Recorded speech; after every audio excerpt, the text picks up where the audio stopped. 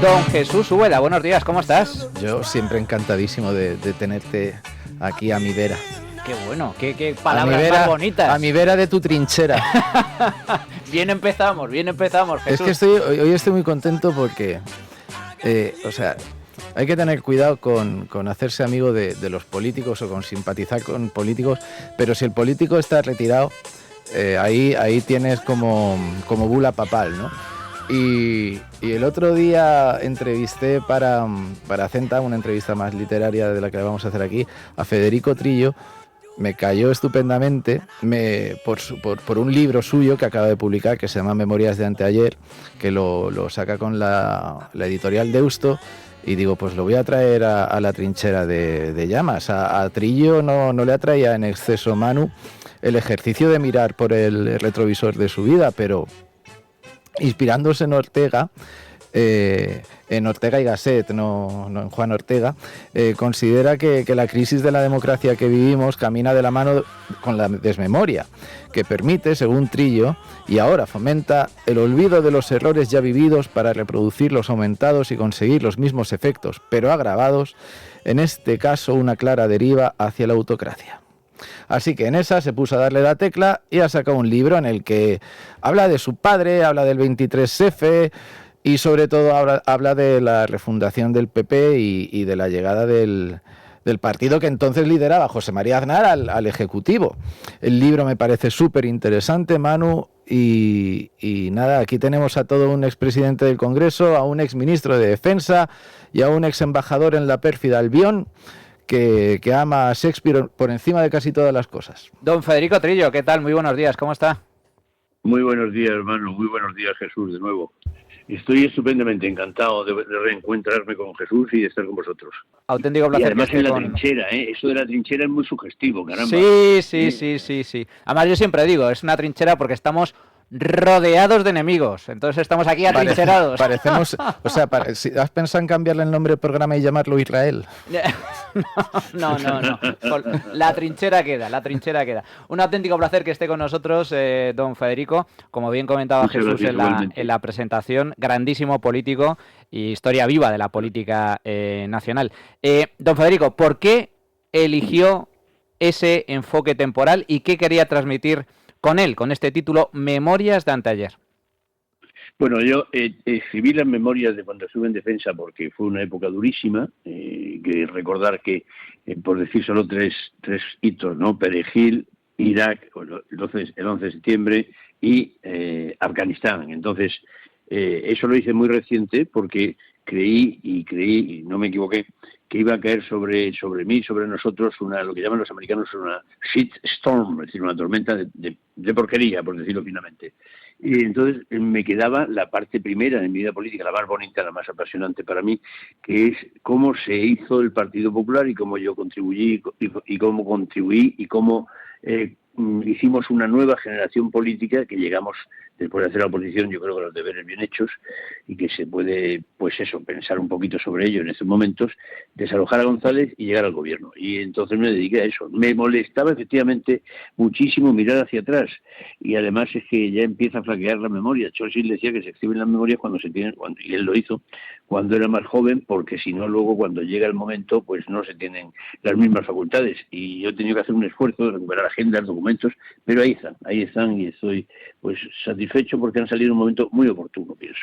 Como bien comenta, estamos hablando de la refundación del centro derecha en España, que marcó un punto de inflexión en la política democrática de este país. Usted fue uno de esos protagonistas directos de esa refundación. ¿Qué momento considera clave en la transformación de Alianza Popular en Partido Popular?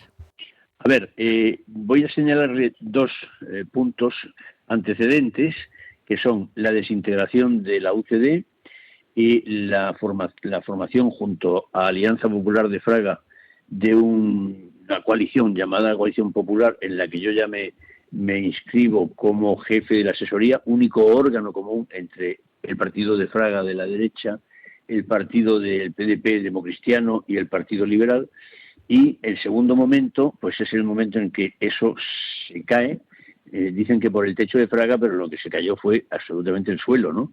porque se intentó una primera sucesión con Hernández Mancha, que no cuajó, no se logró, y el momento decisivo es cuando Fraga vuelve, para no quedarse, aunque nadie pensó que fuera así, y conseguimos esa generación de la que ahora digo los nombres, pues hacernos primero con el partido y luego llegar al gobierno. Son la generación que lidera José María Aznar, en la que están Paco Álvarez Casco, Rodrigo Rato, Isabel Tocino, Loyola de Palacios, Jaime Mayor Oreja, Javier Arenas, en fin, lo que fueron luego los gobiernos del Partido Popular. Y de esa generación reconocible, Federico, de esa generación que tenía las ideas claras, de esas ideas, ¿qué queda en el PP de ahora? Bueno, quedan efectivamente lo que fue más difícil, las siglas y la identidad, digamos, corporativa. Se desgajó primero por el centro Ciudadanos, se nos fue, pero bueno, han quedado por ahí restos de ese naufragio muy interesantes. Te voy a interrumpir, Federico. Sí. Es que me estoy acordando de Rajoy diciendo: quien se quiera ir al Partido Liberal, que se vaya al Partido Liberal, y quien se vaya al Partido Conservador, que se vaya, ¿no? Bueno, a ver, yo no tengo una buena valoración de la etapa de Rajoy, pero puede pensar alguno, no sin razón, que porque no estuve en su gobierno, pero estuve de embajador en Londres, o sea que también le tengo reconocimiento humano y gratitud política. Lo que pasa es que luego me dejó caer inicuamente. Pero en cualquier caso, lo mío es una anécdota al lado de lo que se dejó perder, ¿no? Del desperdicio de una mayoría absoluta como la que le dimos quienes participamos hasta el final de las elecciones del 2011, la mayoría, la más grande, porque sería redundante, la más grande mayoría que ha tenido nunca el centro derecha, y no la aprovechó. Y dijo luego, pues esas cosas, ¿no? Esas cosas están de él. Creo que ahora va a recogerlas también en un libro de dichos y decires, y eso será muy bonito. Pero el caso es que arruinó el partido y se fue la cosa, pues a eso, al traste, por decirlo finalmente. Le estaba diciendo que náufragos de Ciudadanos quedan por ahí. Marcos de Quintos es un empresario que no va, si viniera a la política o volviera, no sería precisamente para hacer dinero como los de los calificables billetes que hemos visto estos días. Segundo, por el lado derecho, Espinosa Los Monteros, otro Vox, que es el otro que también se desgajó, un hijo, digamos, pródigo del Partido Popular, o debiera serlo, a ver si vuelven, porque efectivamente causa la envidia del segundo hermano, pero ahí tienen a Espinosa de los Monteros, a Rubén Manso, a gente muy valiosa que se ha ido de esa cápsula cerrada que se va haciendo en torno a Abascal y que lo están aislando de la realidad y que impide que unos y otros dialoguen entre sí, que es lo que yo pido, que se haga lo que entonces hicimos, como suele decirse, mi padre lo decía mucho, en política es hacer posible lo necesario era una alternativa unitaria para hacer frente al socialismo que se desmoronaba, pero no se iba del gobierno de Felipe González, se le desbordó la corrupción y era necesario construir una alternativa conjunta.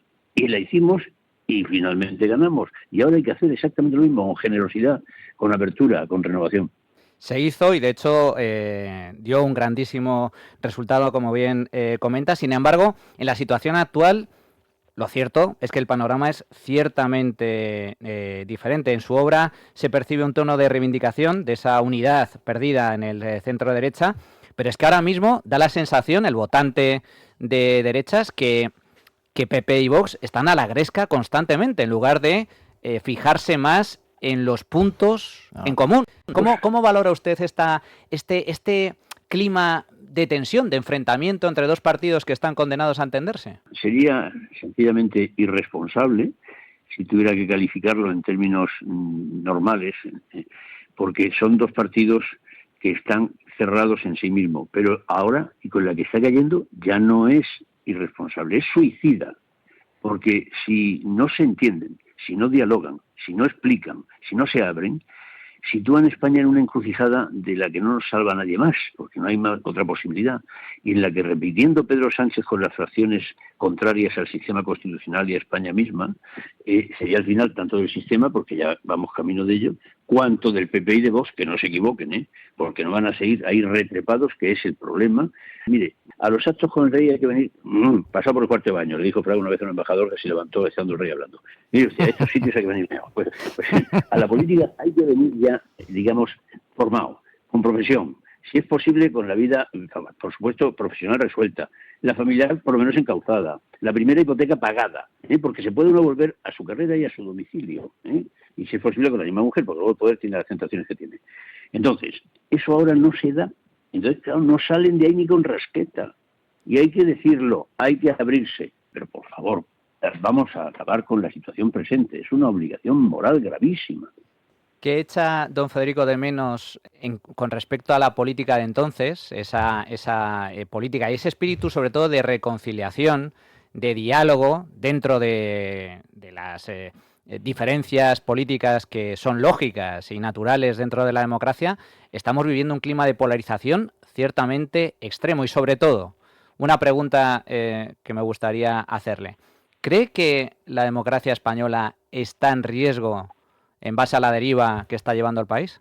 A ver, a la primera, mire, yo creo que la polarización es fruto de la falta de ideas.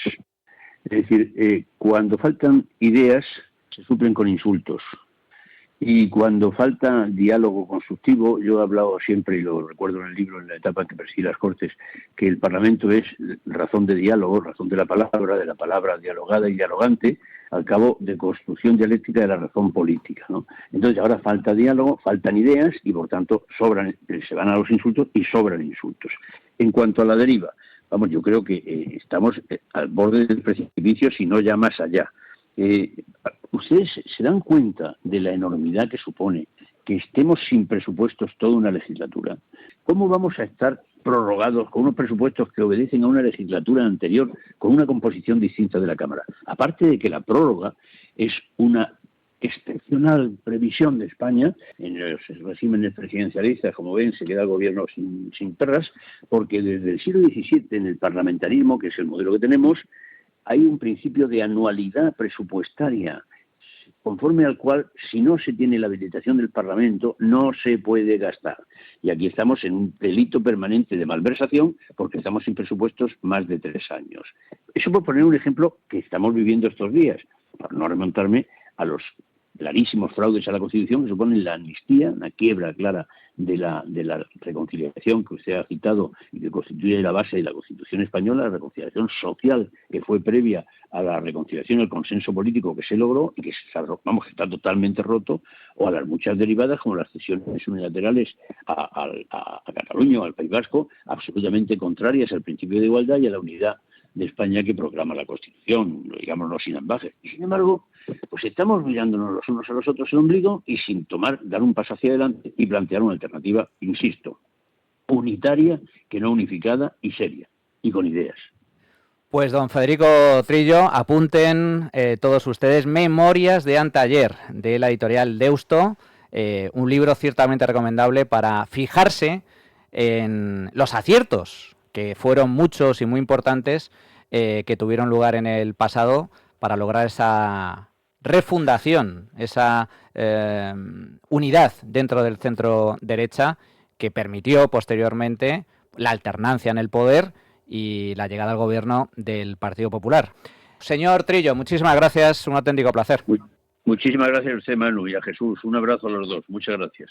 Bueno, Jesús, un auténtico lujo poder contar con Federico Trillo. Como bien dices, en la política es como la vida general. Hay buena gente, hay mala gente, hay gente extraordinaria y luego estamos hay nosotros. gente desastrosa. Pero y Federico Trillo, desde luego, forma parte del grupo de grandísimos políticos. Y además se nota, porque yo ya he desarrollado olfato, se nota que el libro lo ha escrito él, no un negro.